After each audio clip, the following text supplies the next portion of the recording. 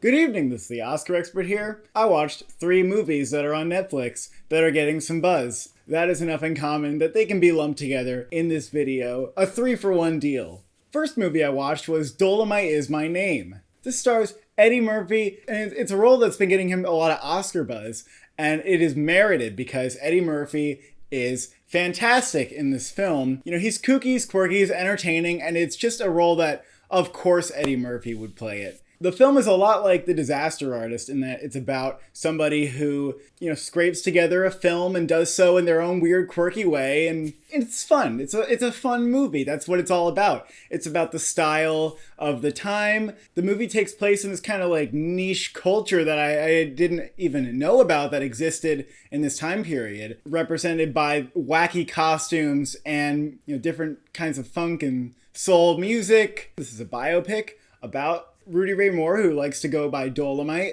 is a stand-up comedian who goes to a movie with his friends, and it's, a very white movie, and it's a comedy, and the whole audience likes it, and they're like, I don't understand why this is funny. Why don't we have people who look like me on screen and who are like us? I would love to see a movie about people like me with my sense of humor. And so Dolemite and, this crazy cast of characters gets together and they make a movie. What Dolemite does really well is it celebrates guerrilla filmmaking. It celebrates the fun of it. Making a movie is often, it's behind a big curtain and it's inaccessible, especially to audiences like Eddie Murphy and his friends who are not represented in cinema very much. And the joy of just watching them break through that and, power on and just make their movie their way and seeing what comes of that is just a lot of fun. The film celebrates that even though Dolemite's movie is just goofy and silly, it has a stamp on it, it has a personality, and that's good enough. It's not saying that Dolemite made this very,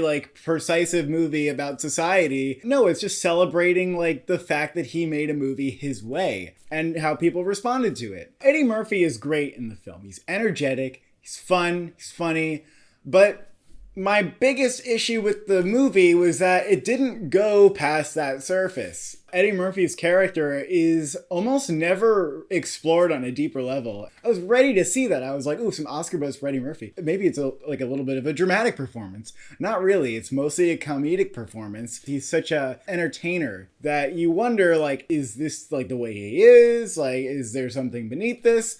But the movie pretty much only gives you the entertainer persona of this character, which was a little disappointing. In fact, I was trying to think, what is this character's arc? He wants to make a movie, and he just does it by being himself, so he doesn't have a character arc, and there's no character development in this movie, and therefore, after, an hour into it or so, I'm just like, this movie feels like it's the same place that it was at a long time ago. It doesn't really feel like it's progressing or moving forward or developing tension. It just is a little stagnant because there is no character development. It's just moving along with the story. So I don't think that this is a great movie. It was fun. I didn't knock my socks off having fun at this movie. I think some people will have so much fun that they won't even care about any other issues. For me, I wanted a little more of that character goodness but the film didn't really provide it. It is a great ensemble. I don't know that Eddie Murphy is going to get in, but I think that the costume design will likely get a lot of consideration and possibly a nomination. And I am going to give this movie a 7 out of 10.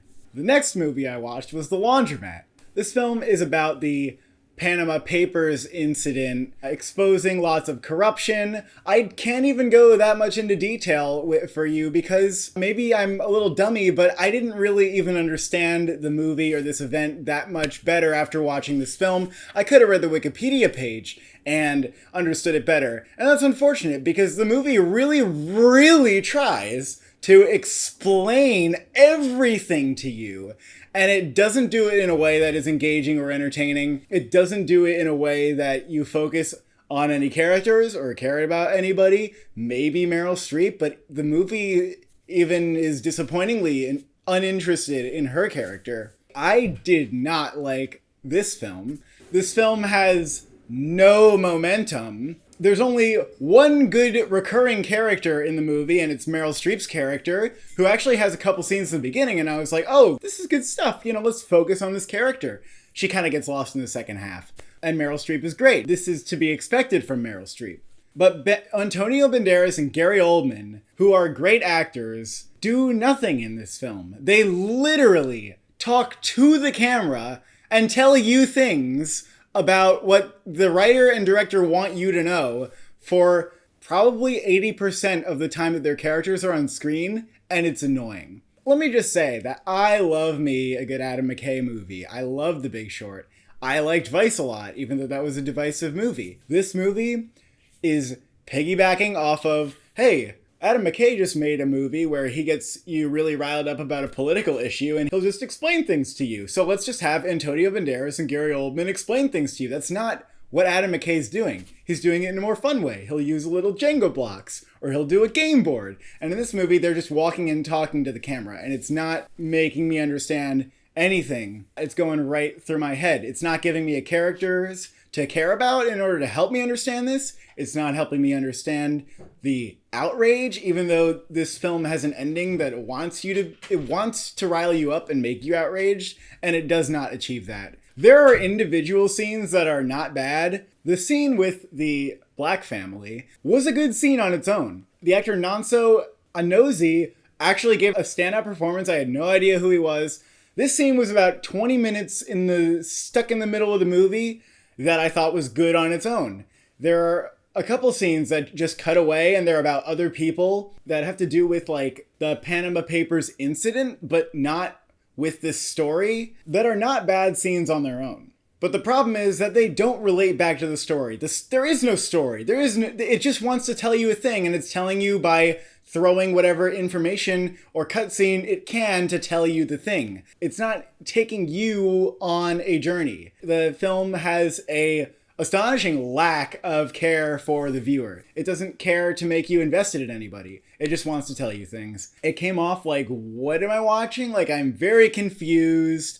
There's a lot of characters and I don't care about them. Is this even a movie? Because movies try to hook you and bring you along on the hook.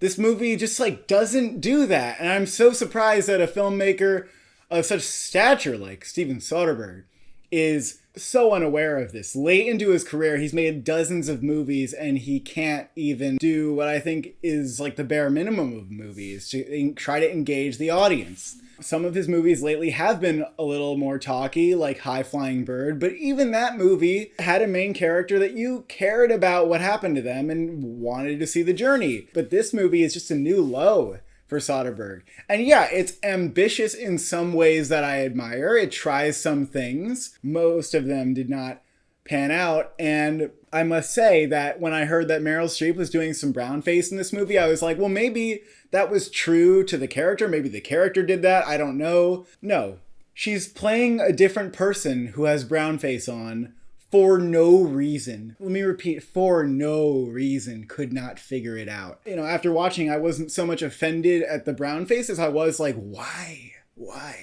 On top of that, it's also very one-dimensional. It's like Antonio Banderas and Gary Oldman are just the rich assholes that you love to hate. There's nothing here. There's nothing to see here. And I would not recommend this movie to anyone. I have a hard time seeing anybody like it. I also will say that the cinematography was like the blandest I've ever seen from him. The movies that he's shot on iPhones look better than this. Usually the cinematography can at least carry me through. It didn't do anything. Did not like this movie. Very little here. Streep's alright. Some good scenes here and there. But what a mess. What a mess. A 3 out of 10 from me. And finally, I watched The King, which is directed by David Michôd and stars Timothée Chalamet. Oh my god, Timothée Chalamet. It's a historical epic about Timothée Chalamet, who becomes king after his father passes, in similar fashion to how princes generally become kings. And I really didn't know what I was going to think of this movie because I don't really care if a movie's like a period drama or not. Like, some movies seem to think that you'll just like it better because it's a period movie. This film overall compelled me. To start out, it's technically really well made. The cinematography, the costumes, and the production design are all, very extravagant. And if this movie was like really good, it would probably get nominated for some technicals. The score by Nicholas Britell is fantastic. It reminded me a lot of what Max Richter did with Ad Astra. This movie kind of recalled the tone of Ad Astra for me, which I thought was a great movie, and this is obviously a good thing to me. It has this slow burn where it kind of wants you to seep into the movie. It wasn't as emotionally investing as Ad Astra. I will say that Timothée Chalamet, Joel Edgerton, great in this film. Not career bests from either of them. Robert Pattinson, as you may have heard, is in it, and he has an extremely thick French accent. Based on my unqualified judgment, I thought that this was an accurate French accent, and it was goofy, and it was kind of funny to see him do it. So I liked him on screen. I loved the tone, the look of it, the style. It has kind of a compelling storyline where Timothée Chalamet's character doesn't want to be like his father, and he wants to bring peace instead of, just waging constant wars, which relates for sure to the politics that we are discussing in America, waging unnecessary wars and creating unnecessary enemies. But overall, it didn't really hook me emotionally. I wanted to be more invested into Timothée Chalamet's character. I just wanted to be a little deeper in there and know what's going on from scene to scene. The action in this film is really well done. The battle sequences and all the fighting feels very real and gritty and unglorified. It doesn't have that Braveheart lens that you see a lot of historical epics have. It does not have an annoying amount of fast cuts during the action. It definitely lets you see what's going on. The choreography is great. If you like battle scenes, you definitely want to check out some of the ones in this film. It didn't really grab onto me the way that I wanted it to. I didn't come away thinking that I was going to really remember it much or think about it too much. I actually didn't end up minding the length because I liked the slow burn and the tone. But I think that it could have done more with the runtime. I think it could have dived deeper into the character. The arc that he goes through doesn't feel that powerful. It sort of feels like he's back where he started. I'm sort of between a 6 and a 7, but I will go with a 6 on this one. Thank you for watching. Thank you for subscribing. Do you need to do your laundry?